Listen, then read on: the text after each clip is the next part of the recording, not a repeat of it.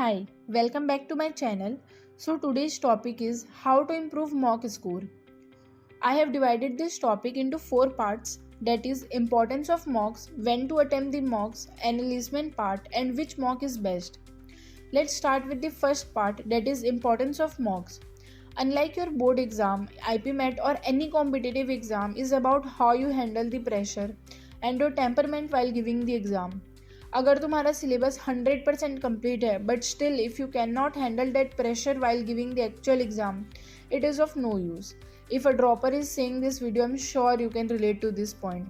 ऐसे लगता है इतना पढ़ा था यार फिर भी एक्चुअल एग्जाम में परफॉर्म नहीं कर पाया बिकॉज ऑफ द प्रेशर. तो इस प्रेशर को हैंडल करना ही हमें मॉक सिखाता है. Mock is like a practice for an actual exam. आपका भले ही 100% सिलेबस हो गया है बट आप एक्चुअल एग्ज़ाम में कहाँ स्टैंड करते हैं और आपकी स्ट्रेंथ क्या है, वीकनेस क्या है, ये सिर्फ और सिर्फ आपको मॉक के थ्रू ही पता चलेगा. Now that you know the importance of the mocks, let's move forward to the second point, that is when to attempt the mocks. So बहुत लोगों का ऐसे मिसकंसेप्शन रहता है कि हम तो सिर्फ 100% सिलेबस कंप्लीट होने पर ही अटेम्प्ट करेंगे. But believe me this is the biggest mistake.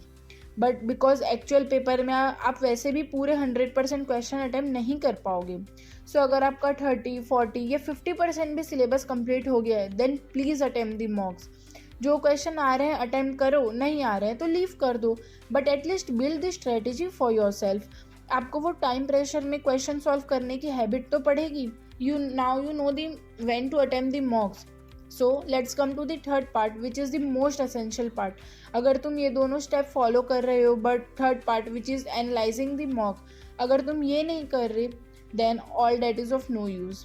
So the question is how to analyse the mock. After attempting the mocks, you need to think where are you lacking behind. Is this the conceptual mistake or the execution mistake?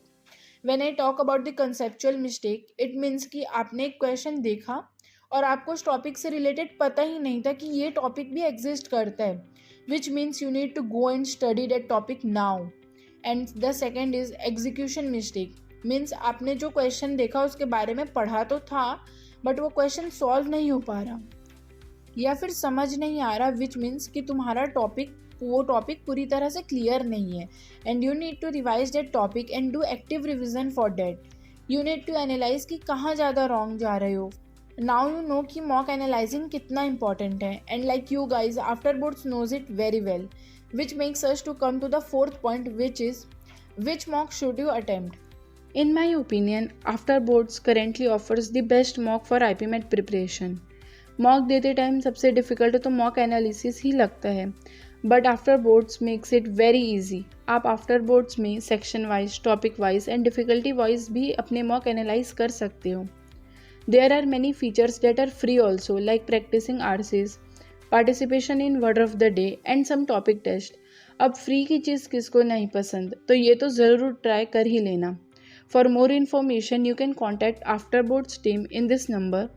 Now, make sure to follow all the 4 points to improve your mock score. And thank you for watching the video. Please don't forget to like, share and subscribe to my channel.